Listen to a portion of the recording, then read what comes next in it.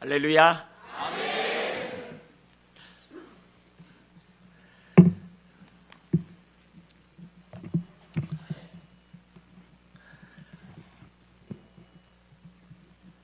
우리 주님의 크신 은혜와 사랑이 우리 대한예수교 그 감리회 위에 하나님께서 큰 은혜로 함께 하시기를 소망합니다. 우리 귀한 자리에 제가 또 이렇게 함께 할 수 있어서 영광으로 생각하고, 또 우리 주님 오늘 의도하신 뜻을 다 이루어 주시기를 간절히 소망합니다. 말씀해 주신 것처럼 저는 전라도 광주에서 왔습니다. 거기서 93년도부터 목회했고요.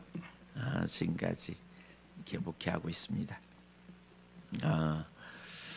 그 특별한 그러한 자리에 또 오면서 정말 하나님 앞에 두렵고 떨림으로 이렇게 왔습니다.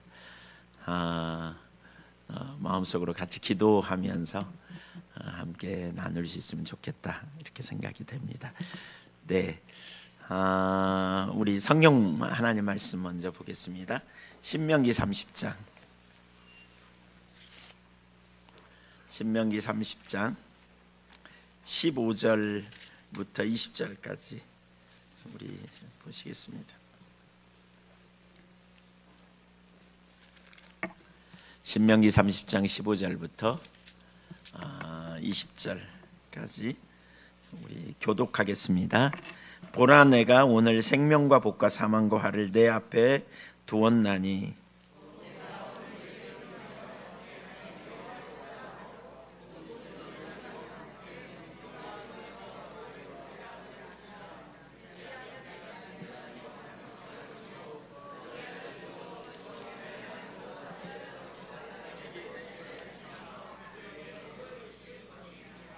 그러나 내가 만일 마음을 돌이켜 듣지 아니하고 유혹을 받아 다른 신들에게 절하고 그를 섬기면 너희에게 선언하노니 너희가 반드시 망할 것이요 너희가 요단을 건너가서 차지할 땅에서 너희의 날이 길지 못할 것입니다. 내가 오늘 하늘과 땅을 불러 너희에게 증거를 삼노라. 내가 생명과 사망과 복과 저주를 내 앞에 두었은즉 너와 내 자손이 살기 위하여 생명을 택하고 내 하나님 여호와를 사랑하고 그의 말씀을 청종하며 또 그를 의지하라. 그는 내 생명이시요 내 장수이시니 여호와께서 내 조상 아브라함과 이삭과 야곱에게 주리라고 맹세하신 땅에 내가 거주하리라. 아멘. 우리 주님의 크신 은혜가 함께 하시기를 소망합니다. 네,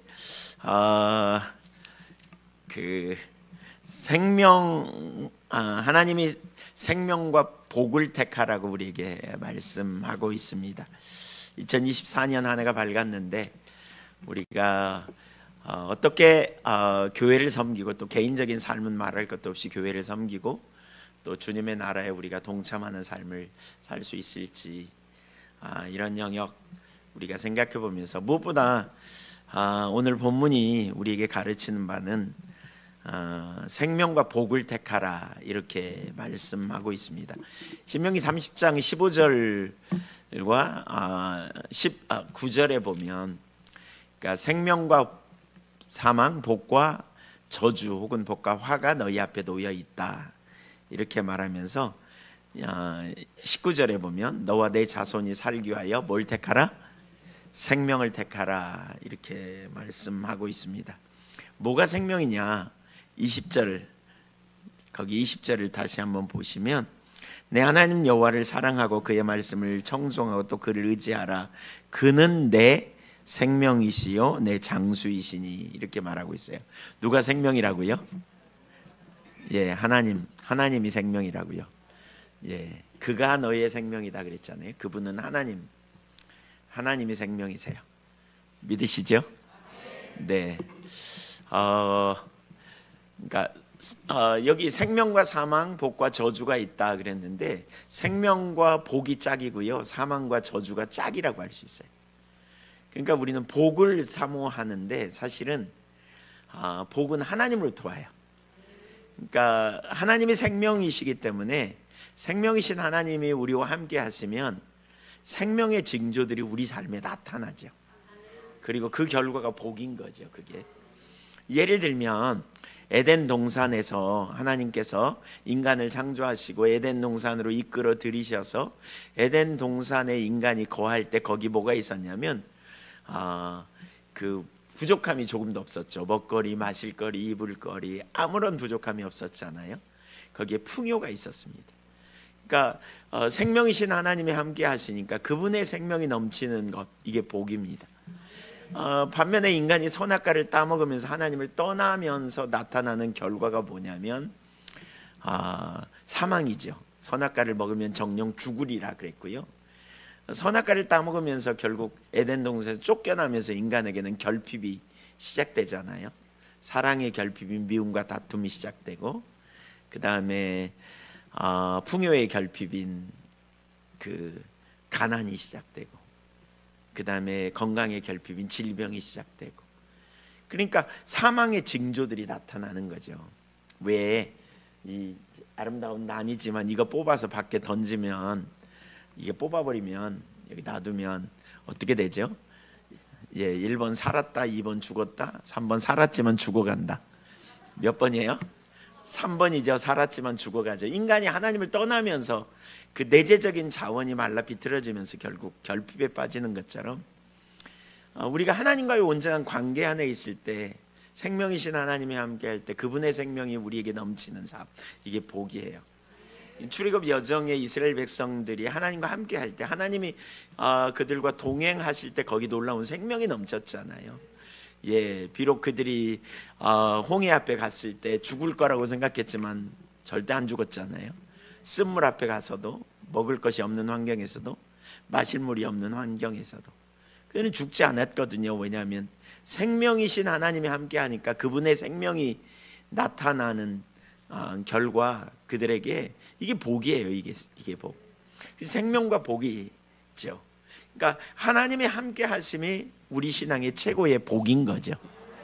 2024년 여러분 생명이신 하나님과 늘상 동행하시기를 축복합니다. 사실 우리가 무엇이 우리에게 복이냐? 하나님의 복이다. 네, 하나님 복입니다. 맞습니까? 네. 그래서 시편 23편에 보면 다윗이 이런 고백을 하잖아요. 여호와는 나의 목자시니 내게 부족함이 없으리로다. 그가 나를 푸른 초장에 쉴만한 물가로 인도하시는도다. 그러니까 하나님이 함께 하시면 우리 일생에 부족함이 없는 거죠. 모든 영역에서. 그러니까 이걸 우리가 잘 기억하는 게 되게 중요해요. 성경 몇 구절을 좀 찾아볼까요? 시편 27편 4절. 다윗의 신앙을 가장 잘 요약하고 있는 구절이라고 저는 생각합니다. 시편 27편 4절.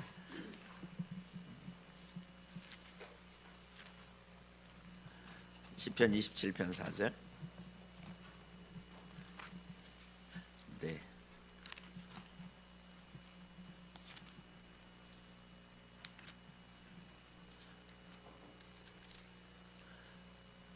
찾으셨어요? 같이 읽을까요? 시작.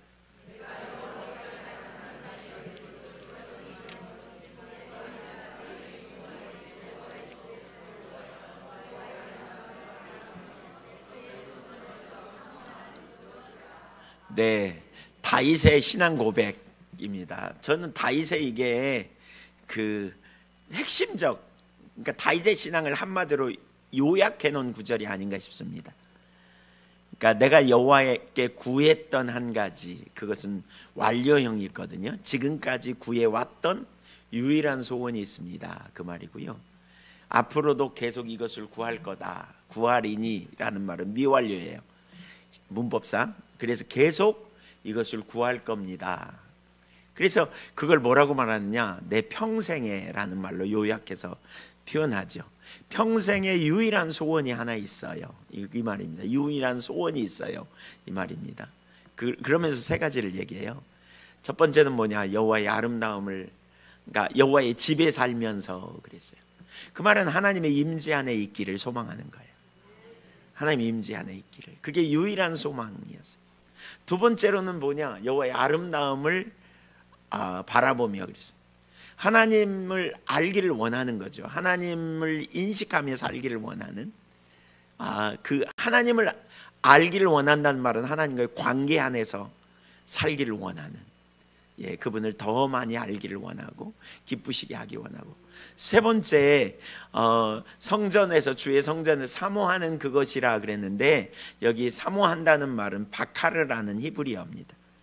그래서 이걸 영어 성경이 뭐라고 번역하고 있냐면 inquire 혹은 enquire라고 번역하는데요. 영어 킹제임스 버전을 보면, 근데 그 말의 의미가 뭐냐면 묻다, 숙고하다, 그 말이에요. 그러니까 성전에서 하나님의 뜻을 물으며 살겠습니다, 그런 의미입니다. 그러니까 하나님의 임재 안에 있으면서 하나님과 온전한 관계성에서 그분이 기뻐하시는 뜻이 뭔지, 주를 기쁘시게 하는 뜻이 뭔지, 주님의 의도가 뭔지, 내 인생에 하나님이 가장 소중한 하나님의 의도하신 목적과 뜻이 무엇인지를 발견하며 살겠습니다 라는 고백이에요. 왜 이렇게 했을까요? 왜 다윗이 그랬을까요? 왜 그랬을까 생각해 보세요. 그게 다윗의 일생의 소원이었는데 왜 이런 신앙 고백을 했을까요? 다윗은 이걸 알았어요. 하나님과 함께 하는 것이 생명이라는 걸 알았기 때문에 그래요. 그러니까 하나님이 곧 생명이고 하나님이 복인 걸 알았기 때문에 그런 거예요. 시편 16편 8절을 보면 다윗이 이런 고백을 또 하죠. 시편 16편 8절, 이게 다윗의 시로 알려져 있는데 우리가 좀 볼까요? 16편 8절, 시편 16편 8절.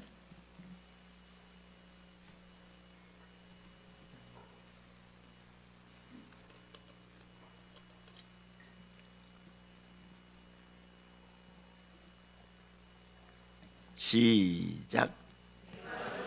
항상 내 앞에 모심이여 그가 나의 오른쪽에 계심으로 내가 흔들리지 아니하리로다.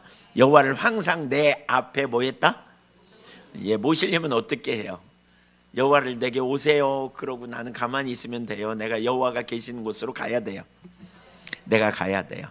내가 그분의 뜻, 그분의 의도, 그분의 목적, 그분이 기뻐하시는 자리로 우리 삶을 조정해 나가는 거예요. 하나님 중심이지 내 중심이 아니잖아요. 그러니까 다윗이 일생 동안 소원은 주님이었어요. 주님. 사실 여러분, 우리가 진정한 승리의 길은 주님이심죠. 근데 문제는 뭐냐면 이 주님과 동행하는 것이 우리에게 최고의 가치라는 것을 아는 게 되게 중요해요.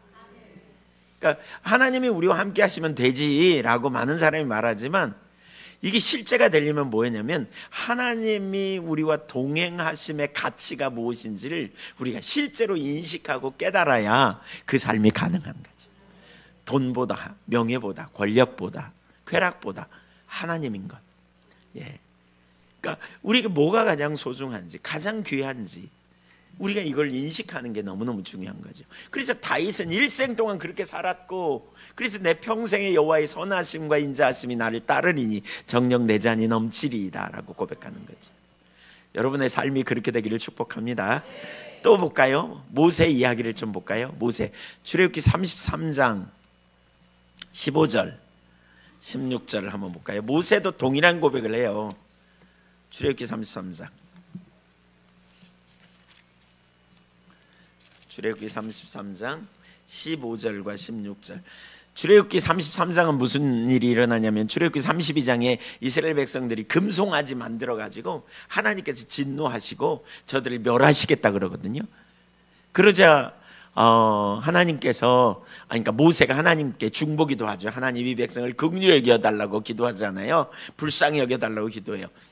그러자 하나님이 용서하시겠다 그러면서 33장 1절 이하에 뭐라 그러냐면 내가 가나안 땅, 젖과 꿀이 흐르는 가나안 땅, 너희에게 약속한 땅 줄게. 근데 난 너희와 함께 가지 않을 거야. 왜냐하면 너희가 목이 곧은 백성이라 광야에 가다가 나한테 다 죽을 것 같아서 내가 천사들, 내 사자들을 보내어 그 땅을 차지하게 해줄게. 근데 난 너희와 함께 안 갈 거야 그러는 거예요. 이스라엘 백성들이 사막을 걸어가면서 너무 힘들고 어렵고 피곤하고 그들이 먹었던 걸 가만히 생각해 보세요. 맨날 만나만 먹었을 거 아니에요. 만나만.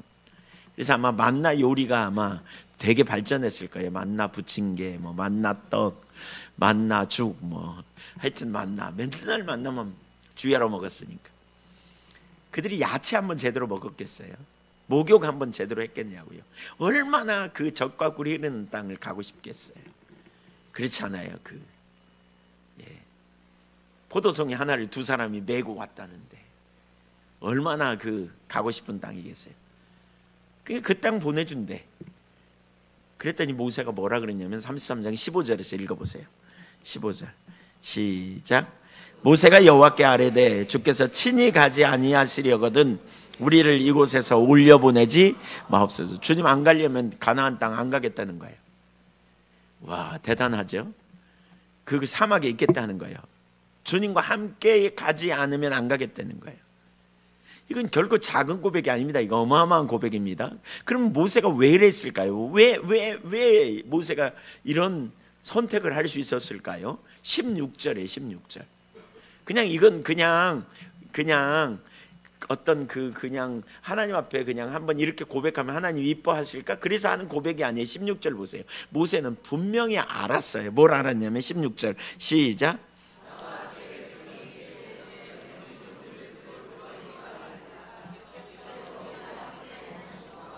나와 주의 백성을 천하 만민 중에 구별하심이 아니니까. 그러니까 이거예요. 주님이 함께 하심으로 말미암아 나와 주의 백성이 천하 만민 중에 구별될 수 있었다는 거예요. 그러니까 우리가 오늘날 그러니까 모세의 고백이라면 고백 이런 거예요. 우리가 오늘날 여기까지 왔고 여기까지 살아남을 수 있었던 것도 그리고 천하 만민 중에 구별될 수 있었던 것도 전적으로 누구의 은혜? 하나님의 동행의 은혜라는 거예요. 그러니까 모세는 뭘 알았어요? 동행의 가치를 알았어요. 하나님이 함께 하시는 것의 가치를 제대로 알았기 때문에 하나님이 동행하지 않은 채로 가나안 들어가 봐야 얼마 못 살다는 것을 금방 알았어요. 금방 망할 거라는 거 알았어요. 금방 실패할 거라는 거 알았어요. 그러니까 하나님과 함께 하는 것의 가치를 아는 것이 우리가 하나님이 생명이라는 것을 아는 만큼 중요한 거예요. 그러니까 우리가 뭘 택할 것인가? 여호수아 24장 15절, 14절, 15절 같은데 보면 이런 표현을 하잖아요. 너희가 강 저편에서 섬기던 아모리 사람의 신이든지 아니면 여호와든지 오늘날 섬길 자를 택하라. 나와 내 집은 오직 여호와만 섬기겠노라. 왜 여호와만 섬기겠노라? 왜 하나님만 섬기겠노라? 하나님이 우리의 생명이고 하나님과 동행함이 우리의 삶의 최고의 가치인 걸 알기 때문에 그런 거죠. 알기 때문에. 우리가 뜻을 정하는 게 되게 중요해요. 내가 누구를 섬기는 자인가? 나는 누구를 믿는 자인가? 난 누구를 따르기로 결단하는가? 나는 내 삶의 주인이 누군가? 나의 통치자와 나의 왕이 누구인가? 결정하는 게 되게 중요해요. 그러니까 내가 그분을 올바로 아는, 하나님을 올바로 아는 이게 너무너무 중요하죠. 바울 신앙 고백도 한번 볼까요? 빌립보서 3장. 빌립보서 3장 7절 이하를 한번 볼까요?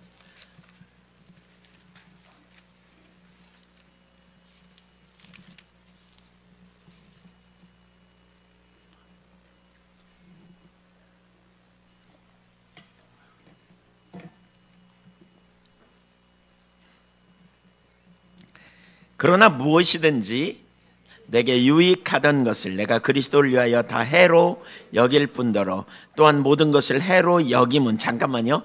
여기 보세요. 바울이 이제 4절 5절 6절에서 바울 사도가 그 출신 가문 배경 이런 걸 쭉 얘기하거든요. 종교적인 열심, 신앙적 열심 이런 걸 얘기하면서 7절과 8절에 보면 무엇인지 내게 유익하던 것을 내가 그리스도를 위하여 다 뭘로 여긴다고요? 해로. 이 해는 손해를 끼치는 겁니다. 내게 손해를 주는 것으로, 육신의 자랑거리죠. 이걸 다 손해로 여긴다 이렇게 표현하고 있어요. 그러면서 보세요. 또한 모든 것을 8절에 해로 여기면 내 주 그리스도 예수를 아는 지식이 가장 고상하기 때문이다.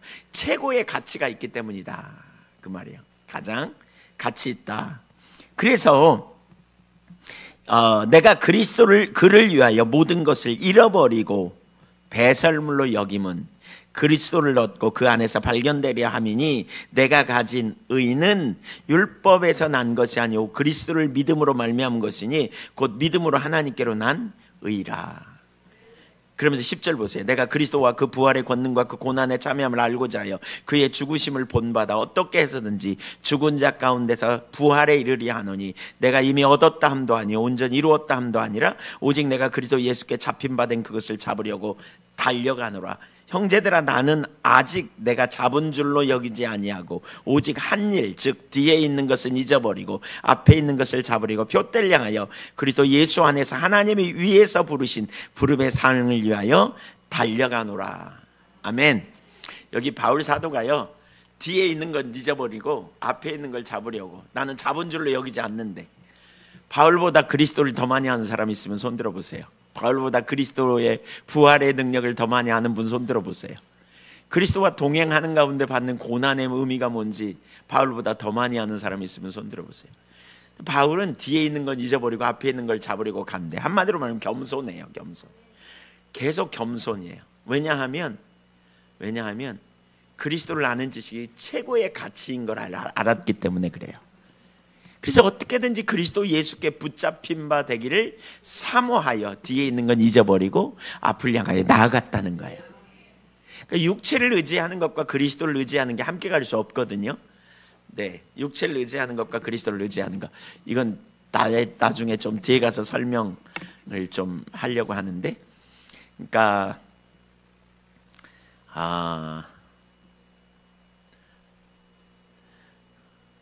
우리의 행위를 의지하는 것과 십자가를 의지하는 것 같이 갈 수 있어요, 없어요?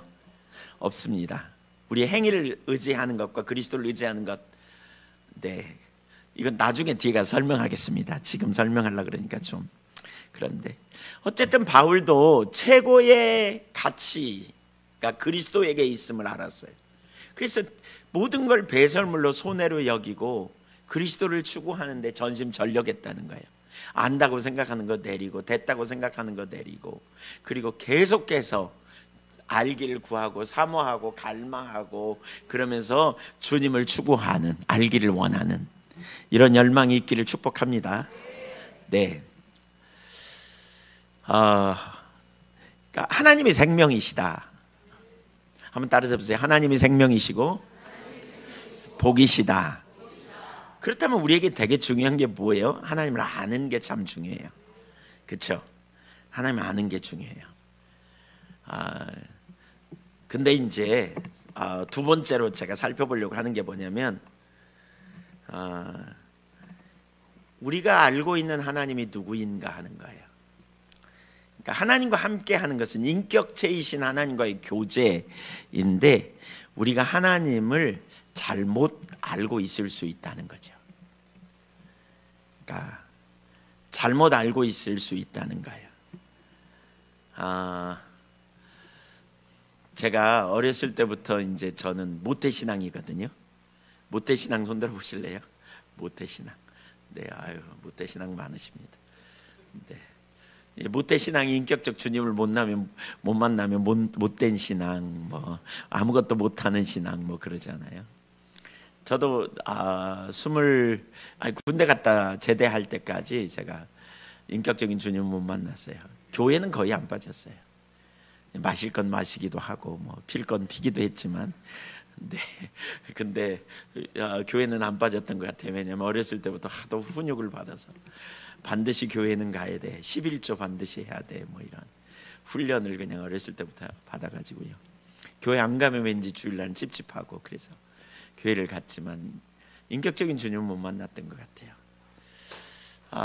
그리고 나서 제가 군대 제대하고 대학 복학해서 3학년 복학해서 그의 여름에 인격적인 주님을 만나면서 신앙에 대한 고민과 씨름을 되게 많이 했습니다. 신앙생활이 뭘까? 어떻게 하는 게 신앙생활이 잘 되는 걸까? 이런 고민을 참 많이 했던 것 같아요. 어떻게 하면 신앙생활을 잘할 수 있을까? 어떻게 하면 내가 하나님을 기쁘시게 할까? 여러분도 그런 마음이 있으시죠? 네. 그러면서 이제 생각하게 된 게 진짜 중요한 한 가지가 우리가 믿는 하나님을 잘 아는 게 참 중요하구나, 이런 생각을 한 적이 있어요. 근데 그 세계관이라는 게 있거든요. 세계관이라는 게 뭐냐면 세계를 보는 눈, 뭐 이런 문자적으로 설명하면 그런 의미고요. 세계관이라는 게 뭐냐면 이제 세계관과 선글라스를 비교해요. 선글라스와 세계관의 차이는 하나밖에 없다, 뭐 이렇게 표현하는데, 그게 뭐냐면 선글라스는 썼다 벗었다 하는 거고 세계관은 썼다 벗었다 못 하는 거다, 뭐 이렇게 얘기하는데 색깔이 있다는 거죠. 빨간 선글라스를 보면 세상이 빨갛게 보이고 검은 선글라스를 보면 세상이 검게 보인 것처럼, 우리가 그 선글라스를 안 써도, 안경을 안 써도 기본적으로 우리가 보는 관점에 색깔이 있다는 거예요. 어렸을 때 자라면서 받은 교육과 어떤 그 문화와 그 환경에 의거하여 선글라스를 쓰고 있다는 거예요. 제가 저희 누님이 저랑 띠동갑 누님이 있거든요. 띠동갑. 예. 나이 차이가 꽤 나죠. 제일 큰 누님하고. 근데 저희 큰 누님이 이제 연애하고 결혼할 때쯤 되니까 저희 어머니가 큰 누님을 앉혀놓고 그 교육을 시키더라고요. 어떤 사람을 만나야 행복한지, 어떤 사람을 만나면 불행한지 이러면서. 근데 뭐 이런 거예요. 성은 무슨 성씨를 만나면 안 돼, 고집이 세, 뭐 이런 거 있죠. 몇 개가 있더만요. 무슨 씨 여기서 얘기하면 시험 들까봐 안 되지만 근데 있어요. 성씨. 그 다음에 뭐 외모는 어떤 사람, 뭐 이렇게 쫙 얘기해요. 제가 앉아서 들으면서 그렇구나. 나중에 결혼했는데 딱 그 사람 데리고 왔어. 저희 누님. 예, 딱 그 사람. 근데 잘 살아요.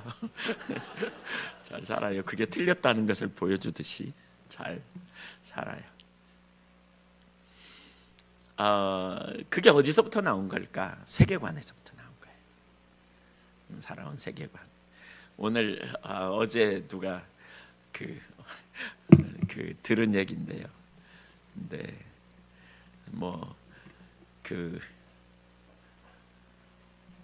네, 하면 안 될 것 같습니다. 지금 거룩한 자리인데 하면 안 될 것 같습니다. 아무튼 세계관, 이제 세계관.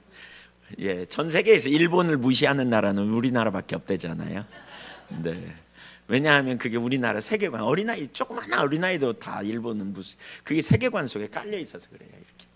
실제로 일본에 가보면 일본 사람들 참 선한 사람들, 귀한 사람들 많거든요. 근데 과거에 저질러 놓은 그러한 것 때문에 우리나라 사람들에게는 그 세계관이 있죠. 일본 하면 그냥 X 막 이러면서 얘기하지 않아요. 기본적으로 이렇게 중거 없이 미운. 이게 세계관이에요. 근데 그런 것처럼 세계관이 있어요. 우리가 이 세계관으로 하나님을 바라봐요. 이 세계관으로 하나님이 누군지를 잘 모를 수 있어요. 근데 그 중에 하나가 이제 샤머니즘적 세계관이라는 게 있는데, 샤머니즘적 세계관이 뭐예요? 이거 우리 옛날 조상들이 장독에다 물 떠놓고 비나이다 누구에게 빌어요? 천지신명에게 비나이다 아마 그러잖아요. 예. 근데 이분들이 빌 때 초점이 어디에 있어요? 천지신명의 영광을 위해서, 혹은 천지신명의 그 어떤 나라를 위해서? 택도 없어요. 그렇죠? 누구를 위해요? 나를 위해서. 그 천지신명에 나갈 때 뭐 가지고 가요? 예. 물 가지고 가요? 정한수? 예. 그걸 다른 말로 말하면 뭐라 그래요? 정성. 그렇죠? 예. 제가 처음 목회하던 지역이 전라남도 화순 도곡이라는 데거든요. 죽정리라는 106가구 중에 105가구가 친척이에요. 예. 광산이시 죽청파 본산. 예. 그러니까 완전히 그 생촌이죠. 아주 그냥 교회 없는 그런 지역의 교회가 이제 어떻게 세워져 가지고 거기에 가게 됐는데 너무 어려웠어요. 근데 거기에 점쟁이가 그 마을에 2명이나 있었고요. 그 점쟁이 두 사람이 다 예수 믿고 나중에 교회로 돌아왔습니다.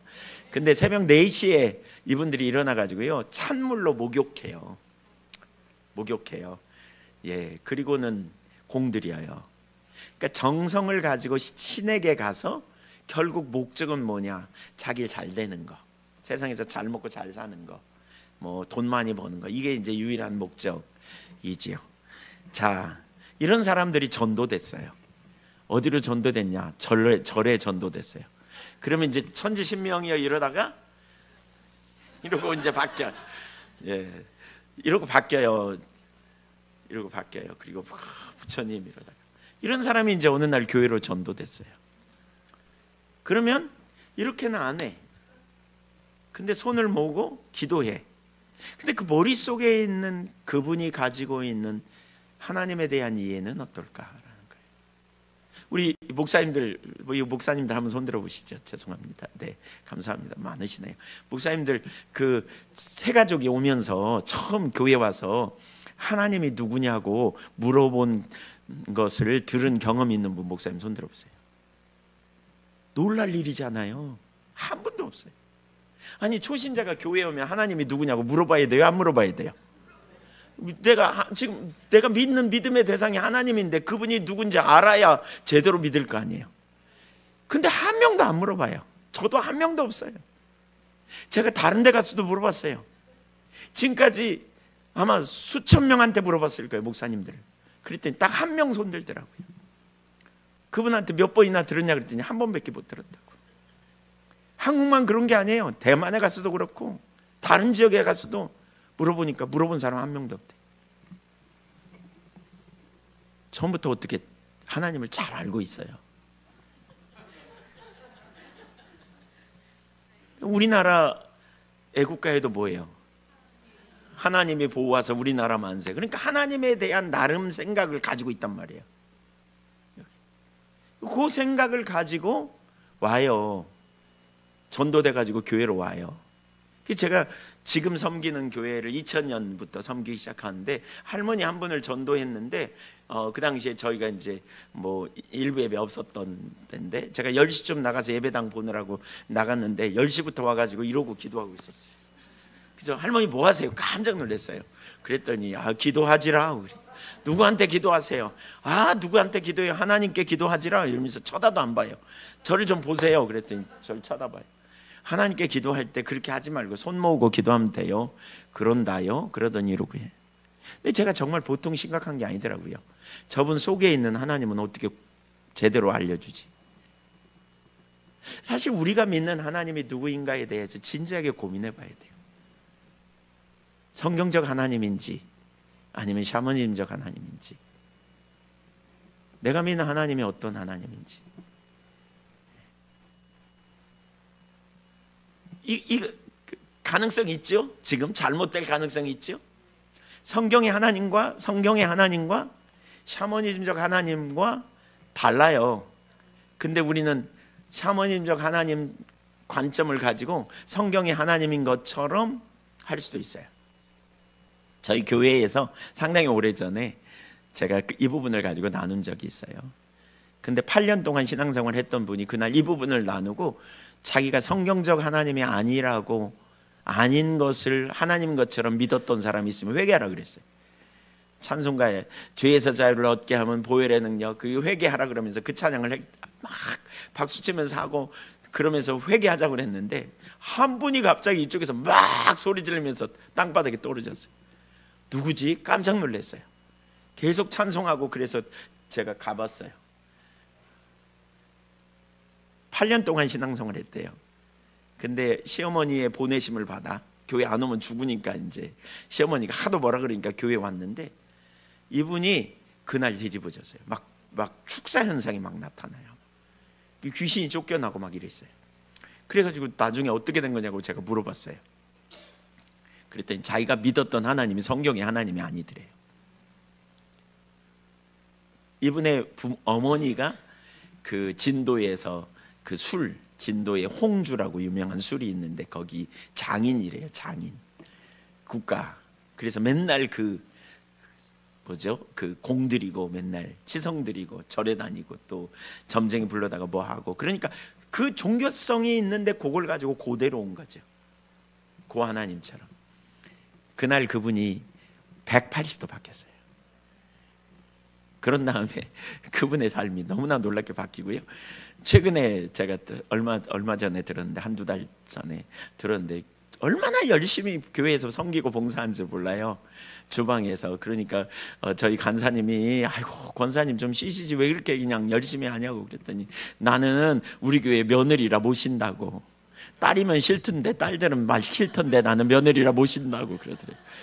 그러니까 제가 살짝 염려가 되더라고요. 며느리 뭐 이렇게 어거지로 하나. 그래서 물어봤어요. 권사님, 며느리란 그래서 좋긴 한데 권사님 그래서 모시는 거예요? 억지로 하는 거예요? 아니요, 저는 그 사랑받는 며느리라서 괜찮아요, 저는.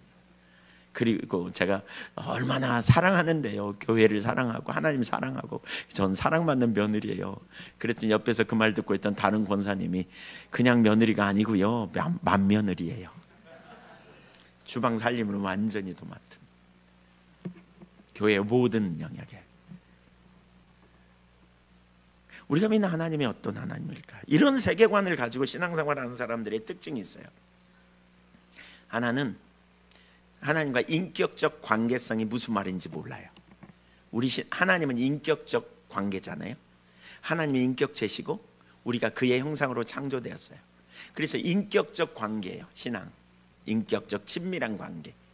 근데 이걸 이론으로는 말하는데 인격적 관계라는 게 뭔지 몰라요. 샤머니즘적 세계관에서 인격적 관계 없거든요. 절에 가서도 마찬가지예요. 그냥 공들이면 되는 거죠. 인격적 개인적인 친밀한 교제가 뭔지 잘 몰라요, 여기서는. 두 번째로는 율법주의. 그러니까 열심히 공들이면 복 받는다는 사상이 있기 때문에 열심히 뭔가를 해요, 하기는. 근데 결국 초점은 뭐냐? 세상에서 잘 되고 자기 복 받는 데 초점이 있어요. 그러니까 궁극적으로 우리 신앙은 하나님의 나라와 하나님의 영광을 위해 살아가는 삶이 우리의 초점이잖아요. 근데 세상에서 잘 먹고 잘 사는데 궁극적인 초점은 거기가 있어요. 언제나 결론은 그리 가는 거예요. 기복신앙이 안 깨지는 거죠. 기복주의적인 사고가. 우리가 당연히 하나님이 우리와 함께 하실 때, 그분의 생명이 우리와 함께 하면 그분의 생명의 징조들이 우리에게 나타나죠. 그러면 우리가 그러한 복이 우리에게 나타날 수 있어요. 그러나 기복신앙은 복이 앞서는 거예요, 하나님보다. 하나님과의 관계보다. 내가 이렇게 충성했는데, 내가 이렇게 헌신했는데 왜 나한테 복 안 줘? 왜 나한테 문제만 허락해? 이런 관점이 전혀 안 깨지는 거죠. 안 깨져요. 세 번째, 예배에 대한 이해가 왜곡돼요. 예배. 예배는 대단히 중요한 하나님과의 만남인데, 예배의 본질은 하나님과 만남이죠. 네. 그러니까 하나님과의 만남인데, 조금 이따 그 부분 살펴보도록 하겠습니다. 하여튼 압축해서, 예배의 본질은 하나님과 만남인데, 하나님과의 만남을 뭘로 대체하느냐? 그냥 예배당에 참여하는 의식을 지키는 것으로 대체해요. 죽은 조상에게 안 믿는 사람들이 제사 지내듯이 그 시간 그냥 정성을 들여서 이렇게 그 의식을 잘 지키면 되는 것으로 그냥 통과시키죠. 헌금을 드릴 때도 빳빳한 새돈 준비해가지고 그냥 드리는. 하나님은 영이시니 예배하는 자가 신령과 진정으로 예배할지니라 라고 말하는데, 그 신령과 진정으로 예배하는 게 뭐냐? 정성 드리는 거야, 뭐 이런 식으로 생각하죠. 그래서 공 들이듯이 정성을 잘 드리면 되는 식의 예배죠. 그 예배를 통해서 인격적인 주님과 만나고, 그 주님 앞에서 우리의 삶이 조정되고 회복되고, 그리고 믿음으로 자유케 되는 놀라운 승리를 경험해야 되는데, 그게 안 되는 거죠. 그냥 의식만 지키는 정도로 전락하게 되는 자리로 가기가 쉬워요. 네 번째, 하나님의 말씀을 듣는 것을 인격적 관계성 안에서 듣는 게 안 돼요. 그러니까 결국 우리가 변화가 일어나려면 인격적인 하나님이 오늘 내게 주시는 음성으로 목사님의 설교가 들려지고 또 깨달아지고 비춰지고, 그래서 그 앞에 조정이 되어져서 인격적 관계 안에서 전환이 일어나야 되는데, 이게 안 되는 거죠. 이상근 목사님, 네, 제가 이상근 목사님만 아니까 네, 사모님이 밖에 나갔다가 돌아오다가 사모님이 뭐 하나 사다 줘 그러면 사다 줘요 그러면 사와야 돼요 안 사와야 돼요? 안 사오면 어떻게 돼요? 쫓겨나요? 쫓겨나요? 네. 인격적 관계는요 말을 무시하면 상대편을 무시하는 거예요. 그러니까 우리가 하나님과의 관계에도 똑같습니다. 조금 이따 성경 구절 찾아보겠습니다. 하나님과의 관계를 무시하는 것은 그분의 말씀을 존중히 여긴, 그러니까 그분의 말씀을 무시하는 것이 하나님을 무시하는 겁니다. 그러니까 한번 잠깐 찾아볼까요? 예, 사무엘하 12장.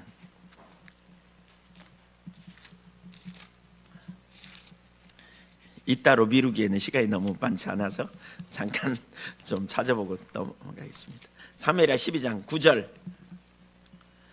사무엘하 12장 9절.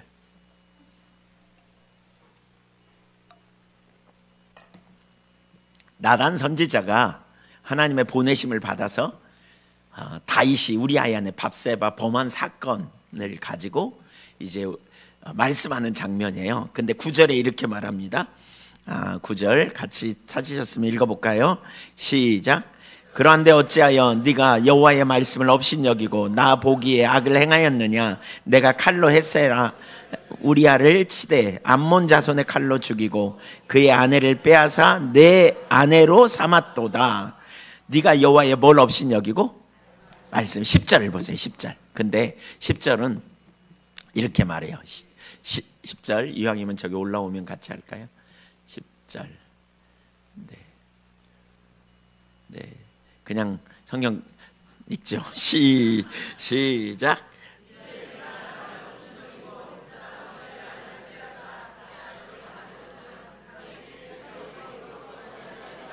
구절에서는 네가 여호와의 뭘 업신여기고 말씀은 10절에서는 네가 누구를 업신여기고 나는 누구예요? 여호와예요. 여호와. 하나님을 업신여긴. 여러분 하나님을 업신여기는 게 다른 게 아니에요. 그분의 말씀을 무시하는 거예요. 근데 인격적 관계가 뭔지 모르면 하나님의 말씀을 우리의 개인적으로 내게 주시는 말씀으로 받아들이기가 쉽지 않고요. 그렇게 되면 은혜 받았다고 말하면서 오후 되면 잊어버려요. 금방. 그러니까 우리 신앙은 인격적 하나님과의 교제인 것을 우리가 기억하는 게 되게 중요해요. 네. 또 다른 세계관이 있어요. 또 다른 세계관. 계몽주의 세계관이에요. 계몽주의의 영향을 받아서 오늘날 교회 가운데 팽배한 세계관이 있는 것 같아요. 제가 볼 때는 계몽주의는 이제 종교개혁이 일어난 다음에 그 르네상스 운동이 일어나고 계몽주의가 등장하죠. 계몽주의가 오면서 무슨 일이 일어나냐면 이제 논리적인 합리주의적인 과학과 이성이라는 것으로 이제 모든 것을 증명 가능하다 이렇게 보는 사조가 돌아오면서 그게 신학교까지 영향을 오게 되면서 어떤 일이 벌어졌냐면 이신론이라고 하는 기독교 이제 이단이 등장하거든요. 이신론은 뭐냐면 하나님에 대하여 성경에 말하는 하나님은 초월자이며 동시에 내재자이시잖아요. 초월자이시며 내재한 주기도문에 의하면 하늘에 계신 우리 아버지, 이게 이제 초월자이며 내재자임을 가르치는 부분이라고 볼 수 있죠. 이렇게 말하잖아요. 근데 초월자이신 하나님을 내재하시는 하나님으로는 인정 잘 안 하는 거예요. 그러니까 초월에 계시는, 우주를 창조하셨어. 그러나 하나님은 내재하신다는 말은 창조하신, 당신이 창조하신 세계 안에서 운행하시고 또 인도하시고 우리를 가르치시고 우리를 깨닫게 하시고 우리를 돌보시는 역사를 이루시죠. 네, 현재적으로. 그런데 초월자이면서 내재하시는 하나님이 아니고 하나님은 초월자야. 그래서 이 이신론자들은 시계 제조업자다. 하나님은 시계 제조업자의 비유를 드는 거예요. 시계를 만들어서 팔면 그만이잖아요. 그렇죠? 시계가 프로그램에 따라 운행하도록. 그러니까 우주를 창조하고 하나님이 제조하신 대로 세상은 돌아가게 했다. 그리고 뒷짐지고 뒤에가 있는 것처럼 여기는. 근데 이런 영향이 오늘날 기독교 가운데도 팽배하다는 거예요. 이런 영향이. 예. 문제는 뭐냐? 이렇게 되면 문제가 뭐냐? 그러니까 합리주의, 그러니까 합리적, 논리적 생각, 이걸 가지고 이렇게 생각하게 되는데, 사실 우리가 성경 안에서 논리를 가지고 생각하는 건 정말 중요한 일이죠. 예수님도 그랬잖아요. 무엇을 먹을까 마실까 입을까 염려 마라. 이런 염려하는 사람에게 뭐라 그래요? 들에 피는 백합화 공중에 나는 새, 뭐 까마귀를 생각하라 그러잖아요. 생각해봐라. 저들이 어떻게 먹고 저들이 어떻게 그렇게 꽃을 피는지 여호와께서 하기 때문에 저들이 그렇게 하지 않느냐. 그래서 우리가 성경 안에서 생각하는 게 너무너무 중요한데, 문제는 성경을 벗어나서 이렇게 성경을 그 눈으로 보려는 시도가 오늘날 끊임없이 우리 가운데 있게 되고, 그러다 보니까 무슨 일이 벌어지냐면, 그러니까 하나님과 인격적 관계가 뭔지 알지 못하고요, 예배에서 가장 중요한 것을 뭘로 여기냐면 새로운 지식과 정보를 깨닫는 것으로 여기는 거예요. 그러니까 인격적인 하나님이 우리에게 주시는 메시지가 아니라, 그러니까 설교나 성경 공부를 할 때 지식과 정보에 초점을 두는 거예요. 그래서 예배 시간에 우리가 하나님 앞에 드리는 것, 경배 찬양, 또 우리 신앙 고백, 또 헌금, 이런 것보다 설교 듣는 것에만 더 소중히 여기는 경향이 있어요. 말씀을 되게 강조해요. 매우 중요해요. 말씀은 엄청 강조해야 돼요. 그렇죠, 맞죠? 말씀은 정말 강조를 많이 해야 돼요. 근데 문제는 뭐냐면 이 말씀을 지식으로 국한시킨다는 거예요. 그러니까 보세요, 우리가 하나님에 관한 지식을 많이 가져야 돼요. 근데 이 하나님에 관한 지식이 능력이 있는 게 아니에요. 이건 about God, 하나님에 관한 이론적 지식이라면, 성경이 말하는 우리가 가져야 될 지식은 인격자이신 하나님을 아는 지식이 필요해요. 그래서 히브리어로 말하면 야다 혹은 다하트, 또 헬라어로는 기노스코, 이거 다 뭐냐? 체험적 지식이에요. 그분을 아는 지식이 우리에게 필요해요. 근데 그분을 아는 지식을 뭘로 대체하나? 그분에 관한 이론적인 지식으로 대체해요. 그래서 그분에 관한 이론적인 지식은 어마어마하게 공부해서 쌓아놨는데, 그분을 개인적으로 아는, 인격자 대신 그분을 개인적으로 아는 일에는 아주 잘 모를 수 있는 거죠. 잘 모르는 거죠. 그러니까 종교적인 모양은, 신앙적인 모양은 있는데 능력은 없는 거죠. 믿음이 있으려면 뭐예요? 그분에 관한 지식이 믿음이 아니고 그분을 아는 것이 중요하죠. 이 그분을 아는 건 뭐예요? 그분과의 교제를 통해, 성령의 조명을 통해 우리가 하나님이 누구인지 알게 될 때 우리 신앙에 강력한 능력이 있죠. 계몽주의적 세계관의 영향을 받아서 성경 공부를 열심히 해요. 되게 중요해요. 성경 공부해야 돼요. 1년에 성경을 여러 번 읽는 거 너무너무 소중해요. 귀해요. 문제는 뭐냐면 이 계몽주의적 지식, 그러한 세계관에 기초하면 이 지식을 갖는 것을 하나님을 아는 것으로 대체하는 게 문제라는 거죠. 정보를 많이 알면 하나님을 잘 알고 있다고 착각하는 거예요. 정보를 많이 아는 거, 문자적인 지식을 많이 아는 거 너무너무 소중한데, 문제는 거기에 뭐가 필요냐? 성령의 조명이 필요해요. 그래서 우리에게 실제가 되어져야 돼요. 그리고 그때 우리의 삶에 강력한 능력이 있죠. 근데 이론적인 지식으로 머물러 버리는, 이게 심각한 문제가 되는 거죠. 하나님에 대해서는 많이 아는데 실제로 문제가 닥치고 어려움이 닥치면 믿음이 하나도 없어요. 빵빵 나가 떨어지는 거죠. 아무것도 염려하지 말라 그랬는데, 들에 피는 백합화 공중에 나는 새를 보면서 저들을 먹이시고 입히신 주님을 보면서 염려 안 해야 되는데, 염려가 끊어지지 않는 이유가 뭘까요? 왜 그럴까요? 왜 그럴까요? 성경은 많이 아는데 왜 염려가 끊어지지 않을까요? 엄밀히 말하면 내가 믿는 하나님을 몰라서 그런 거죠. 몰라서 그런 거예요. 알면 믿을 거거든요. 믿고 의지하고 맡길 거거든요. 근데 이게 안 보이는 거죠. 그럼에도 불구하고 성경 공부하니까 다 알고 있다고 착각하는 거죠. 사실 정직하게 대면하면서 내가 모르고 있구나, 하나님을 더 알기를 사모하고 갈망하고, 나를 가르쳐 달라고 알기를 원하고, 내게 깨닫게 해달라고, 나를 이끌어 달라고 사모하고 갈망하는 계속 그런 배고픔, 아까 사도 바울에게 사실 그걸 지금 우리가 배워야 돼요. 내가 이미 내가 체험한 정도, 내가 아는 정도가 아니라 내가 지금 아는 정도 갖고는 안 된다. 더 놀라운, 더 엄청난 하나님의 그러한 영적인 진리들이 우리 가운데 깨달아지기를 위해 우리에게 필요한 자세가 뭐냐? 안다고 생각하는 걸 내리고 뒤에 있는 걸 잊어버리고 앞에 있는 걸 잡으려고 달려가는 이런 중심의 자세를 가져야 돼요. 그 사모하는 마음을 계속 가지십시다. 이 열망이 우리에게 필요한 거죠. 열망이. 하나님은 우리가 아는 몇 가지 지식으로 하나님 문자에 갇혀 계신 분이 아니죠. 성경은 우리에게 영원불멸한 진리고 우리에게 모든 삶의 기준이죠. 그러나 여기에 뭐가 필요해요? 성령의 조명하심이 필요해요. 조명을 우리가 받기 위해서 뭐가 필요하냐? 겸손이 필요해요. 진짜 하나님께서 깨닫게 해주시지 않으면 알 수 없어요. 하나님, 제가 아는 이 지식으로 내가 만족할 수 없어요. 저 주님이 필요해요. 주님이 이대로 할 수 없어요. 이런 거룩한 배고픔과 사모함을 가지고 나가야 된다는 거죠. 이런 세계관에서 사실 구약신앙도 그렇고 신약에도 잘못된 신앙이 나와요. 성경 좀 보죠. 호세아 6장 6절을 한번 볼까요? 호세아 6장 6절.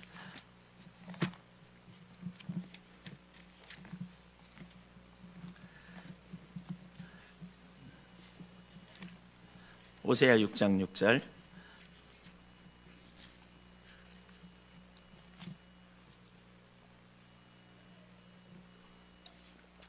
한 번은 제가 이제 저희가 교회를 2010년에 교회를 건축했어요. 그리고 났더니 선배 목사님들이 저한테, 이 목사, 교회 건축도 하고 애썼는데 좀 쉬어 이제. 그래서 뭐 무슨 말씀이세요? 이제 뭐 그랬는데 이게 꽂혔어요. 선배 목사님들의 말이 제게. 그래가지고요.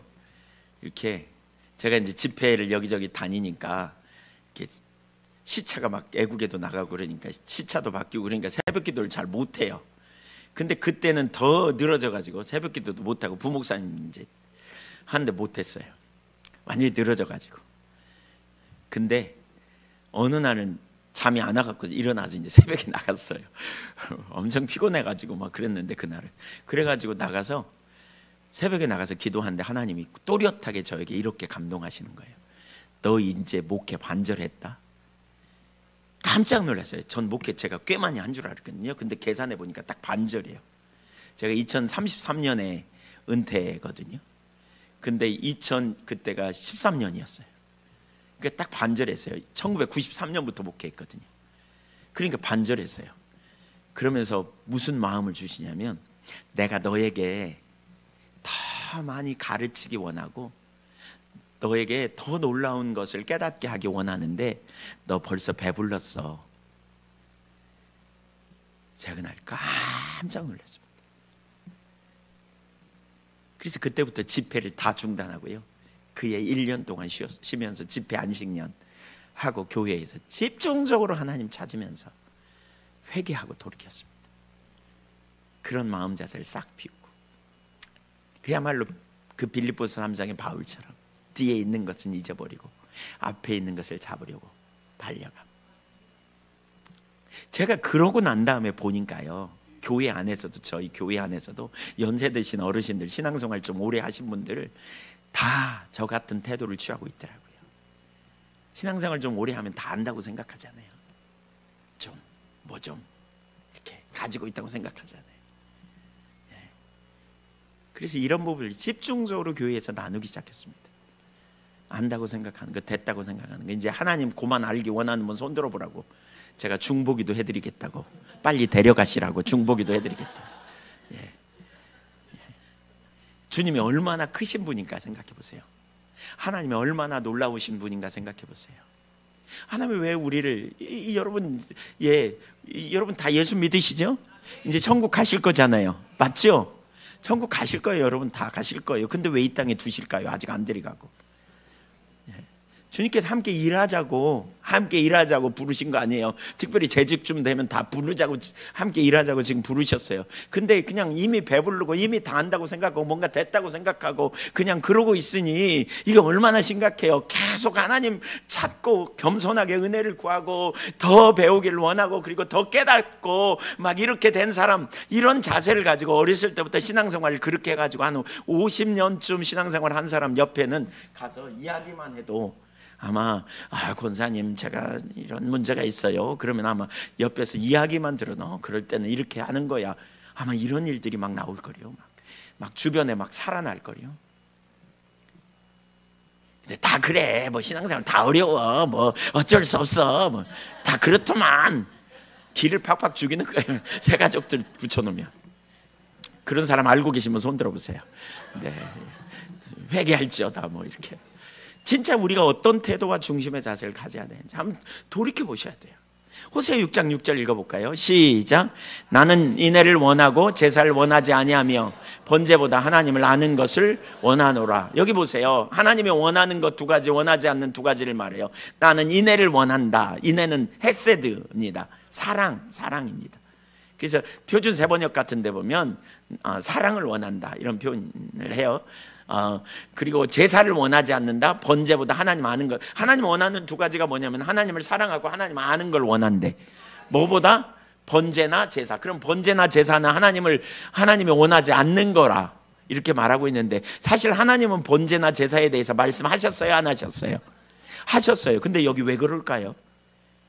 번제나 제사의 목적 속에 그 속에 뭐가 담겨야 되냐면 기본적으로 하나님과 인격적 관계성 안에서 하나님을 알고 그분을 사랑하는 관계가 담겨 있어야 된다는 거예요. 아까 제가 기복주의적, 아까 샤머니즘적 세계관에서는 이 자세가 있어요, 없어요? 없어요. 이 자세를 있을 수가 없어요. 인격적인 하나님이 아니야. 그냥 정해진 날 교회 가가지고 그냥 공들이듯이 그냥 앉아있고 말씀은 그냥 지식 얻는 걸로 만족하고 이렇게 머물러 버리기 때문에 이런 신앙을 절대로 가질 수 없어요. 하나님이 왜 이렇게 말씀하실까요? 선지자를 통해서. 왜? 이런 자세를 놓쳤다는 거예요. 내가 원하는 건 너희가 나를 알고 나를 사랑하는 거야. 근데 너희가 번제와 제사는 드리는데 내가 원하는 진정한 본질, 의도가 뭔지 너희가 놓치고 있어. 실제로 요한복음 17장 3절에 보면 이런 표현을 하죠. 영생은 곧, 한번 따라서 하세요. 영생은 곧 유일하신 참 하나님과 그의 보내신 자 예수 그리스도를 믿는 것이니이다. 아니요, 믿는 것 아닙니다. 아는 것이니이다. 원래는 믿는 것이니이다 이렇게 해야 옳을 것 같죠. 근데 아는 것이래요. 영생을 얻은 자의 특징은 인격자 되신 주님을 아는 거예요. 영생을 얻은 자는, 구원받은 자는 인격적인 하나님과 개인적인 관계를 갖는 거예요. 관계. 이게 핵심이에요. 마태복음 22장 36절부터 40절에 보면 크고 첫째 되는 계명이 뭡니까? 라고 서기관이 묻자 예수님께서 마음을 다하고 성품을 다하고 뜻을 다하여 주 너희 하나님을 사랑하라. 이것이 크고 첫째 되는 계명이요. 둘째는 첫째와 같으니 내 이웃을 내 몸과 같이 사랑하라 그러죠. 첫째 계명이 뭐라고요? 하나님을 사랑하는 관계. 신명기 6장 4절 이하에서도 그런 표현이 있죠. 이스라엘아 들으라, 우리 하나님 여호와는 오직 유일한 여호와시니 너는 마음을 다하고 성품을 다하고 뜻을 다하여 주 너희 하나님을 사랑하라. 이것을 내 자녀에게 가르치되 집에 앉았을 때든지 누웠을 때든지 길에 행할 때든지 부지런히 가르치며 내 마음판에 새기고 내 목에 매어 기호로 삼으라. 내 집 문설주와 바깥문에 기록할지니라. 하나님을 사랑하는, 그리고 그분을 아는 이게 우리 신앙의 핵심이에요. 그분을 알고 그분을 사랑하는 온전한 관계성 안에 머물러 있어라는 거예요. 머물러 있어라는 거예요. 호세아 4장 한번 보시죠. 호세아 4장. 여기 6장이니까 찾았으니까 4장 6절 한번 보죠. 이 신천지가 이것 가지고 공격하죠. 이거 신천지가, 저희 예한교회도 신천지가 엄청 공격했거든요. 근데 대부분이 안 넘어갔어요. 왜 안 넘어갔냐? 이걸 미리 알아서 안 넘어갔어요. 이 구절 호세아 4장 6절.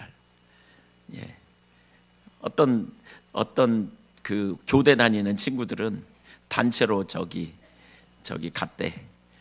그 너무 막 잘해주고 그러니까 따라갔대. 공부하자 그래가지고 호세아 4장 6절.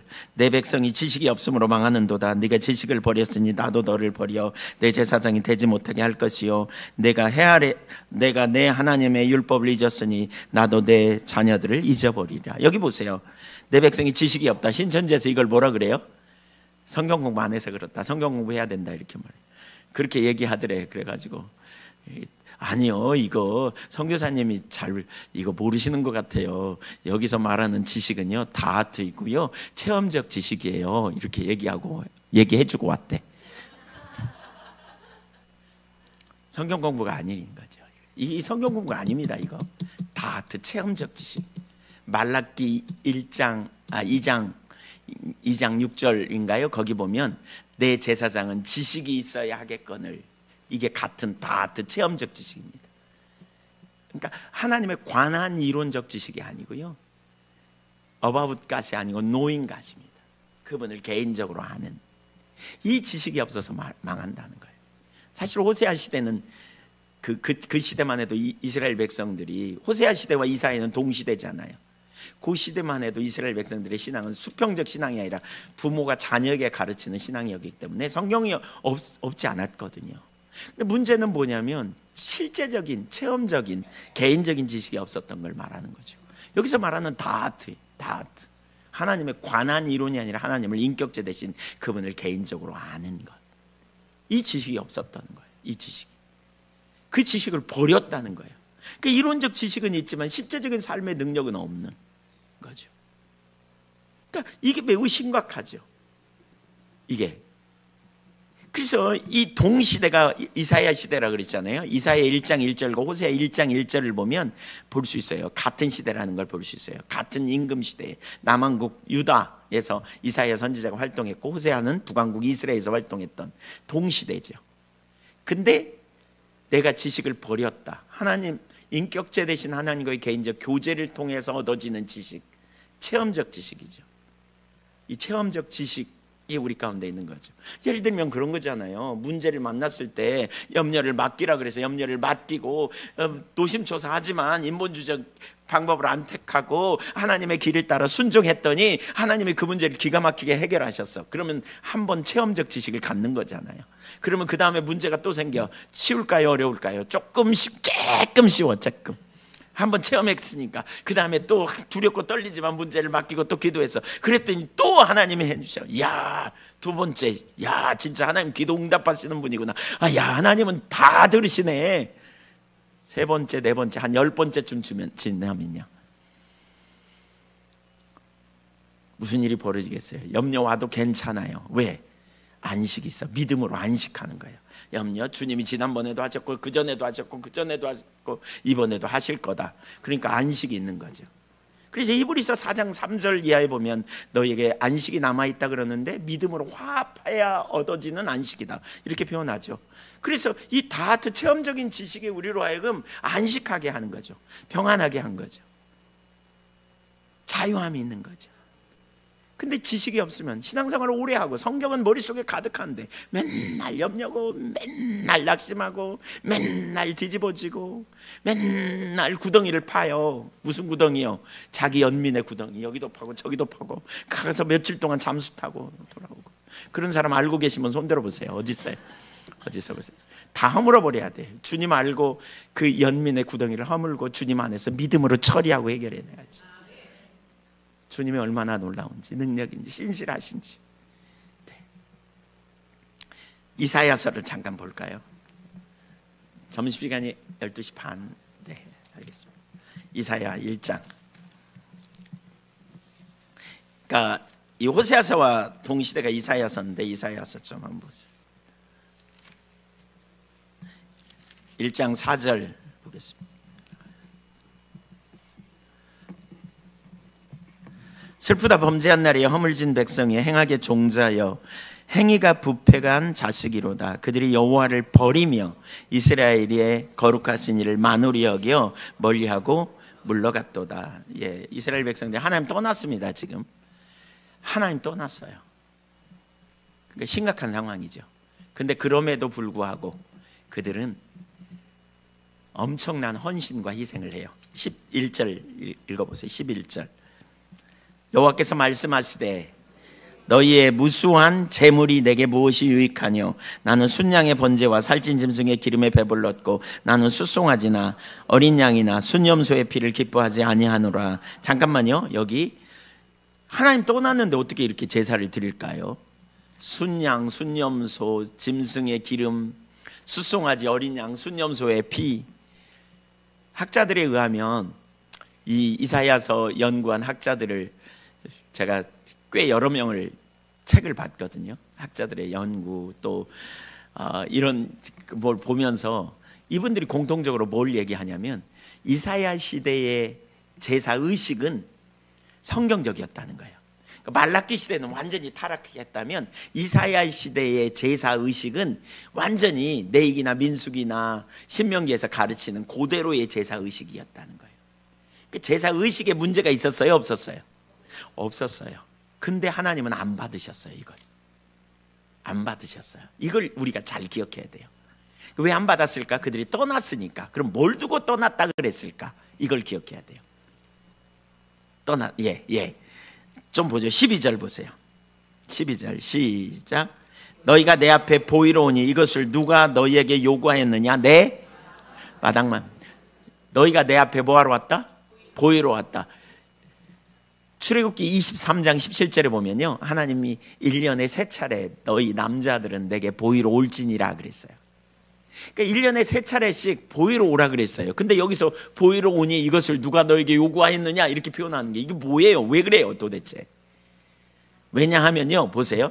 뭐가 문제냐면 하나님이 오라는 것은, 보이러 오라는 건 만나러 오라는 거지, 하나님과 만나러 오라 그러는데 마당만 밟았대. 그러니까 우리 지금 계속 말씀하시는데 마음에서 하나님을 사랑하고 하나님 알고 사랑하는 중심이 되게 중요하고요. 그 마음 안에서 일어나는 일인데 여기서는 뭐예요? 그러니까 마당만, 그러니까 뭐예요? 그냥 아까 제가 샤머니즘적 세계관처럼 정성 들이고 시간 지키면 되는 것으로 여기는, 진짜 하나님을 만날 기대감, 하나님을 만나고 하나님을 사모하는 그 자리에까지 가지 않는 거죠. 그런 마음, 좀 이따 그 부분이 뭔지는 살펴볼 거예요. 참된 예배가 뭔지 좀 이따 살펴볼 거니까 금방 볼 거예요. 그러니까 그런 태도와 중심이 없었다는 거죠. 지금 그런 열망이 없이 마당만 밟고 지나갔다, 지금 이렇게 표현하는 거죠. 이렇게 심각한 거죠. 13절에 보세요. 13절. 헛된 재물을 다시 가져오지 몰라. 분향은 내가 가증히 여기는 바에 월삭과 안식일과 대회로 모이는 것도 그러하니 성회와 아울러 악을 행하는 것을 내가 견디지 못하겠노라. 절기를 지켰어요. 또 14절. 내 마음이 너희의 월삭과 정한 절기를 싫어하나니 절기를 철저히 지켰어요. 그것이 내게 무거운 짐이라 내가 지기에 곤비하였느니라. 그들은 절기를 다 지켰다니까요. 월삭은 월 초에 드리는 예배잖아요. 안식일, 절기 다 지켰어요. 근데 왜 무거운 짐이라 그랬을까요? 주님이 내가 지기에 곤비하였다. 왜 그럴까요? 제가 볼 땐 이게 아닌가 싶어요. 이게 아닌가 싶어요. 뭐냐면 헌금 봉투에다 절기 헌금 쓰면서 거기다가 잔뜩 기도 제목 써. 하나님 이것도 해주시고 이것도 해주시고 이것도 해주시고.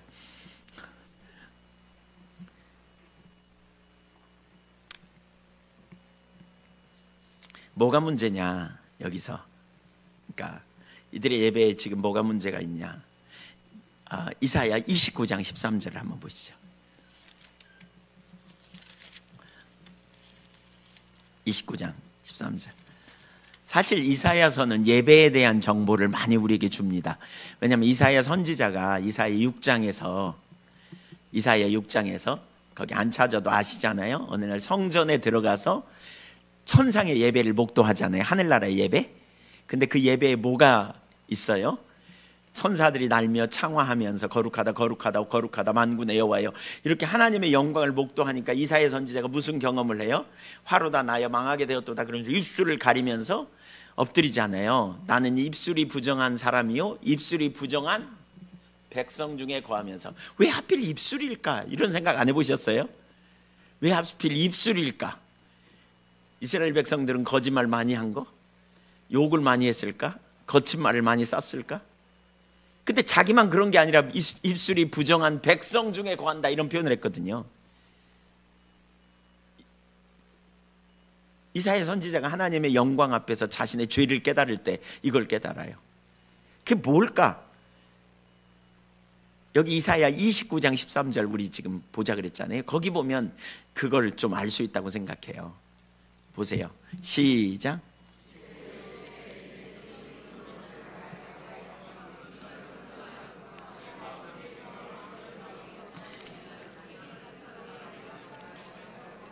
입술뿐인 예배인 거죠. 입술뿐인 예배. 그러니까 입술로는 그 하늘나라의 완전한 예배를 보니까 상대적으로 자기들의 예배가 얼마나 입술뿐인 형식적인 예배였는가를 깨달았던 것 같아요. 입술로 찬양도 하고 주님을 높이고 경배도 하고, 근데 마음은 없는, 하나님 보시기에 완전한 예배를 보니까 상대적으로 자기들의 예배가 얼마나 입술뿐인 예배였는가. 여기 입술뿐인 예배, 그러니까 우리는 뭐 제물도 안 드리고 그랬다고 생각하기 쉽지만 아까 제물 많이 드린 거 보이셨죠? 근데 마음 중심이 없는 거죠. 그 중심에 뭐가 없어요? 하나님을 사랑하고 하나님 알기 원하는, 인격적인 그분과의 교제 안에 있기를 원하는, 그분을 만나기 원하는, 이게 없는 예배, 이 열망이 없는 예배. 그냥 예배 시간 1시간 와서 앉아가지고 그냥 예배 언제 끝나나, 11시에 시작했으니까 12시에 끝나겠지 이러고 있다가 그냥 끝나면 그냥 가는, 이런 예배가 아닌, 이런 게 아닌 거죠. 입술뿐인 예배, 형식적인. 표준 세번역에 보니까 이렇게 표현하고 있더라고요. 저들이 하는 고백은 조상들의 전통, 저들이 고백은 하지만 조상들의 전통을 따라 흉내내고 있을 뿐이다. 신앙이 흉내내고 있다는 거예요. 남들이 하는 것처럼 주님을 만나고 주님을 사모하고. 저는 흉내내고 있다는 말이 뭔지 알아요. 왜냐하면 제가 모태 신앙이었잖아요. 인격적 주님 만나지 않고도 교회 엄청 20년 이상 다녀봐서 흉내내고 있다는 말이 뭔지 알아요. 인격적인 주님과의 교제 없이 다녔으니까. 그냥 가라 그러니까 그냥 앉아 있는 거예요. 그래가지고 제가 학생회장도 하면서, 학생회장도 했어요. 교회에서 할 일은 다 했어요. 하면서 목사님이 그냥 어떤 데는 찬송가도 드리게 하면서 또 필 받잖아요. 그 목사님이 설교할 때도 있었지만 장로님이 설교에 특별히 장로님이 찬송 5절짜리를 좋아했어요. 그리고 5절짜리 하면서 그냥, 그러면 이제 앞에서 그냥 어떤 놈이 찬송을 5절까지 지어가지고 막 속으로 이러면서 그냥 예배 빨리 안 끝난다고 투덜거리고 속으로, 제가 학생회장 하면서 막 애들 데리고 빨리 놀러 나가야 되는데 막 이러고 못 만나니까요. 흉내내고 있는 거죠. 앉아서 보시면. 뭐 거기까지는 아닐 거예요. 정성을 들이니까 나름대로. 그러나 우리가 얼마나 중심이 없는 예배, 뭘 두고 이렇게 말하는지를 우리가 봐야 돼요. 놀라운 사실은요, 그러니까 참된 예배가 뭔지 조금 이따 보면 더 알 텐데, 잠깐 보고 오죠. 죄송합니다. 보고 와야 되겠어요. 시간이. 이따가 조금 이따 살펴보도록, 시간이 별로 없어서 그거 보는 게 먼저일 것 같아요. 출애굽기 25장 찾아보세요. 출애굽기 25장.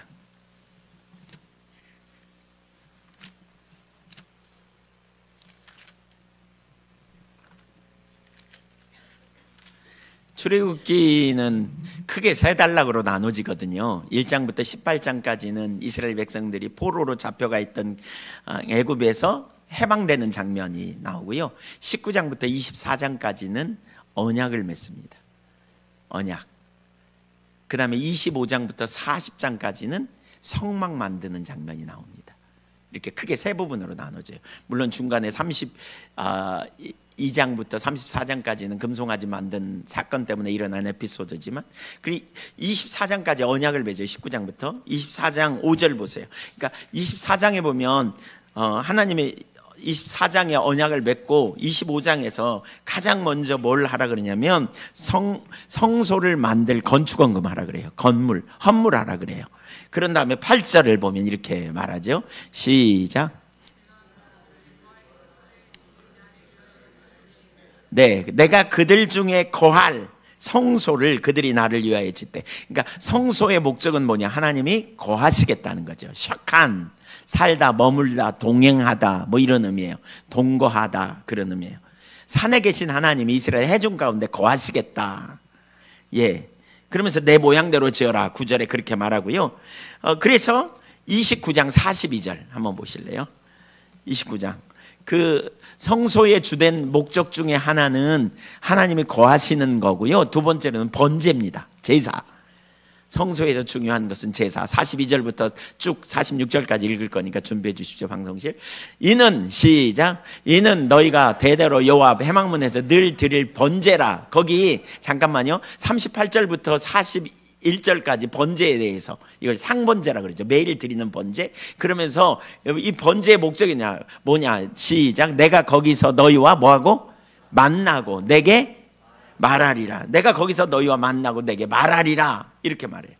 그러니까 무슨 일이 벌어지냐면 여러분, 이 번제의 목적이 있어요. 제가 이걸 보면서 진짜 신나더라고요. 코로나 시절에 저희가 출애굽기 모세 오경을 새벽기도에 교회에서 했거든요. 근데 너무 좋은 시간이었어요.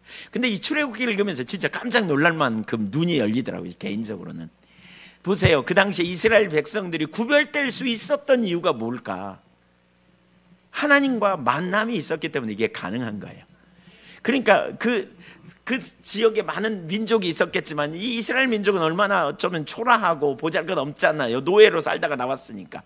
근데 그런 그들에게 하나님께서 그들에게 다른 그 하나님과의 만남이 있는 현장을 만들어준 거죠. 마치 그 나니아 연대기 혹시 그런 그거 보셨어요? 보신 분 있나요? 옛날 소녀가 그 오래된 벽장문을 열고 들어갔더니 다른 세계가 펼쳐지잖아요. 그러니까 이스라엘 민족이 눈에 보이는 현실은 사막이고 환경은 너무 힘들고 어렵지만 그 성막 문을 열고 들어가면 거기서 하나님께 번제를 통해서 하나님과 만남이 있는 거예요. 우주를 창조하신 하나님과 만나는 일이 일어나는 거예요. 근데 이 만남이 뭐냐? 하나님은 영이시기 때문에 눈에 안 보여요. 어떻게 만나요? 말씀을 듣는 거예요. 그분의 말씀을. 그분의 의도를 알게 되는 거죠. 그분이 누구인지를 알게 되고, 그러니까 하나님과 하나님의 목적과 하나님의 길을 아는, 하나님 자신이 누구인지 알게 될 때 우리가 무슨 일이 벌어져요? 믿음이 생기겠죠. 그렇죠? 하나님의 목적을 알 때 우리가 하나님의 목적에 이렇게 동참해야 되겠구나. 우리가 어디로 가야 될지 알겠죠. 하나님의 길을 아는 것은 우리가 잘못되는 거, 우리가 또한 돌이켜야 되는 거, 우리가 회개해야 되는 거, 혹은 길을 바꿔야 되는 거, 이런 것들을 깨닫겠죠. 거기서 만나고 돌아올 때는 기쁨이 충만한 거예요. 그러니까 우리의 예배가 바로 그와 같은 예배가 돼야 돼요. 여러분, 예배당에 올 때 기분 좋게 올 때도 있지만 정말로 사모하는 마음 갖고 올 때도 있지만 때로는 가끔 어쩌다가 부부싸움 할 때도 있죠. 네, 네, 말 안 해도 돼요. 안 하셔도. 제가 보니까 저는 목사로서 토요일 밤에 많이 싸웠거든요. 제 아내랑. 요즘은 안 싸웁니다. 근데 과거에 초창기 신혼초에 꼭 왜 이렇게 토요일 밤에 싸우는지 몰라요. 그냥 얼마나 그냥 화가 나는지 몰라. 그냥 토요일 날 설교 준비 하는데 그냥 준비도 안 하고 못 하고 그냥 싸워가지고, 그러면 자면서 막 이런 생각이 들어요. 그냥 내일 교회 문 앞에 주일은 쉽니다. 이렇게 써붙이고 그냥 어디 낚시나 가버릴까. 목사님들 계시는 것 같은데 솔직히 그런 생각 한번 해보시면 손 들어보세요. 네, 내리세요. 네, 네, 네, 네, 네. 실행은 저는 한 번도 못했습니다. 근데 한번 어디 가서 제가 이 얘기를 했더니 막 웃어요. 그래서 왜 웃나 그랬더니 그 교회 목사님이 진짜로 그러셨대요. 진짜로 그냥 가버리셨대요. 와, 그래서. 근데 그러고 교회 오면 기분이 안 좋잖아요. 이쪽에 남편, 이쪽에 아내 앉았어. 평상시엔 같이 앉다가 이래가지고. 근데 그날따라 설교가 혹은 찬양 시간에 혹은 기도 시간에 혹은 설교 시간에 하나님이 우리를 이렇게 사랑하셨다. 독생자를 아끼지 않고 사랑하셨다. 그 사랑이 얼마나 큰가가 선명히 깨달아져. 막 그러면서 막 나를 위한 주님의 사랑 막 이렇게 생각하는데 내가 누군들 용서 못하랴 그러면서 쳐다봐. 그랬더니 저 인간도 은혜 받는 것 같아. 막 그러면 나가면서 계속 싸워요. 화해해요. 이게 예배예요. 이게 예배. 염려를 한가득 안고 왔어. 아이고 어떻게 할지 몰라. 우리 집 그놈, 아이고 자식놈 어떻게 할지 몰라. 그러고 왔어. 그랬더니 그날 설교가 아무것도 염려하지 말고 모든 일에 기도와 간구로, 그러면서 아니 그런 설교를 전에는 들어도 안 와닿는데 별로 이렇게 그런갑다 그랬는데 그날은 그 설교가 선명히 조명이 돼. 성령님이 깨닫게 하시고, 그래 하나님이 이렇게 크시지. 내가 뭐 염려할 거 있어. 그리고 나가면 염려 놓고 가요? 갖고 가요? 놓고 가요. 끝이에요. 끝. 이게 예배예요. 이게 예배. 그러니까 하나님을 만나러 와야 돼. 예배. 하나님을 만나러 온다는 말은 그분의 말씀을 살아계신 하나님이 내게 주시는 음성으로 들으려는 태도가 필요해요. 인격체 되신 하나님이 내게 만나러 와라. 그런데 그냥 와서 그냥 주변 일만 하다가 말아. 그냥 청소하고 재직들이니까 막 청소하고 막 하고 그냥 예배도 그냥 섬기는 거죠. 다른 사람 섬기고 그냥 자기는 예배 안 드리고 그냥 가. 그러면 금방 피폐해져요. 우리 금방 말려. 그 다음에 읽어줘 보세요. 그 다음 구절 올려줘 보세요. 내가 거기서 이스라엘 자손을 만나리니 내 영광으로 말미암아 회막이 거룩하게 돼. 여러분, 하나님의 영광이 나타나는 것, 이것은 가시적인 눈으로 우리가 인식하도록 나타남이거든요. 근데 이걸 요한복음 1장 14절에서 말씀이 육신이 되어 우리 가운데 거하심에 우리가 그 영광을 보니, 그렇지 않아요? 사실 말씀을 통해 하나님의 영광이 우리에게 나타나요. 이 목사님 설교를 그러니까 여러분 어떤 태도로 들어야 되는지 보세요. 하나님이 내게 주시는 메시지, 하나님이 오늘 나에게 주시는 메시지. 목사님들도 설교 준비하면서 사실 이런 태도가 있죠. 하나님이 우리 교회에 주시는 메시지, 우리에게 주시는 메시지. 제일 먼저 목사님들이 거기 선단 말이에요. 그리고 그렇게 주님을 만날 때 내가 삶이 전환되고 조정되고 내려지고 회복되고. 그 다음 구절 계속 올려줘 보세요. 내가 그 회막과 제단을 거룩하며 아론과 그의 아들들도 거룩하게 하여 내게 제사장 직분을 행하게 하며. 45절 46절 시작. 그들은 내가 그들의 하나님 여호와로서 그들 중에 거하려고 그들을 애굽 땅에서 인도하여 낸 줄을 알리라. 나는 그들의 하나님. 하나님 의도가 뭔지 여러분 보세요. 내가 그들의 하나님 노릇하려고, 그래서 그들 중에 거하려고. 현대어 번역은 좀 의역해 놨거든요. 근데 뭐라 그러냐면 내가 그들과 뒹굴려고, 함께 뒹굴려고 그들을 애굽에서 불러냈다, 이렇게 말하고 있어요. 함께 뒹구는 거예요. 하나님과의 친밀한 교제, 인격체 되신 하나님과 개인적으로 내가 교제하고 그분을 알고 그분을 사랑하고 그분의 은혜 아래 거하고 그분의 말씀 앞에 우리의 삶을 조정하고 반응하고 또 하나님께 내 마음을 아뢰고 때를 따라 돕는 은혜를 경험하고 인도하심을 경험하고 전략을 경험하고 능력을 경험하고. 아멘. 주님의 교회의 머리 되신 주님이 주님의 교회의 전략도 능력도 길도 주시고 우리의 삶을 소성시키시고 예배에 성공하십시다. 예배에 주님 만나야 돼요. 이런 예배를 하나님이 원하셔서 이게 출애굽기에서 말하는 예배예요. 그런데 이사야서 아까 돌아가 보세요. 이사야 예배가 어떻게 됐다고요? 입술뿐인 예배예요. 입술. 만나러 오지 않아. 종교적 그냥 어떤 일정한 의식만 지키면 되는 걸로 생각하는 거예요. 그냥 예배당에 와서 그러니까 주님이 보실 때는 만나러 오라 그러는데, 하나님 만나러 오라 그러는데 마당만 밟고 가는 거예요. 마당만 밟고. 말씀을 들을 생각도 안 해. 그냥 설교 한번 해보세요. 제가 들어볼게요. 마음에 드는지. 저렇게 누가 설교도 잘 못하네 이렇게 판단이나 하고 앉았든지, 아니면 우리 목사님이 오늘 피곤한갑다 이러고 은혜가 안 되네 이러고 있어요. 이러고. 그런 사람 꼭 회개하라고 말씀 전해주세요. 진짜 겸손함으로 우리 하나님 말씀 앞에.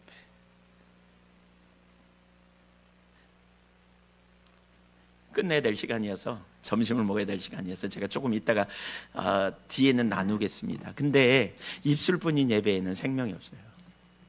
여기 여러분 조금 이따 이사야 그 뒷부분 좀 보겠지만 결국 영적 소경이 됩니다. 이렇게 신앙생활을 오래 하면 영적으로 눈이 가려져요. 그러면 뭐냐? 신앙생활을 오래 하는데 능력이 없어요. 신앙생활을 정말 많이 하는데 알기는 아는데 삶은 없어요. 그래서 근본적으로 하나님께서 우리와 인격적 교제로 초청하고 돌이키게 하시죠. 그리고 그 안에 있어야 진정한 생명이 있어요. 우리 자신을 깊이 돌아보고 우리가 하나님 앞에서 참된 예배가 무엇인지, 정말 그러니까 예배당에 오면서 사모하는 마음이 우리 가운데 있는 거죠. 주님이 만나러 오라 그랬는데 말씀 안 주시겠어요? 주님이 만나러 오래. 저희 교회는 제가 이 부분을 많이 강조하니까 은혜가 안 되면 집에 안 가요. 사람들이, 성도님들이. 그래서 막 남아서 막 있어. 특별히 제가 제일 무서운 게 누구냐면 제 아내가 안 들어오면 제일 무서워요. 제 아내가 집에 안 와. 그래갖고 왜 안 오냐고, 그 은혜 받고 처음엔 안 온 줄 알았어요. 그랬더니 나는 당신 통해서 평생 설교 듣는데 오늘 하나님이 이번 주에도 안 만나주시고 지난주에도 안 만나주셨다고. 그 겁나요, 겁나. 그래서 제가 중심을 돌아보라고 교만해서 그렇다고 제가 그랬다가, 어쨌든 예배 주님과 만나십시다.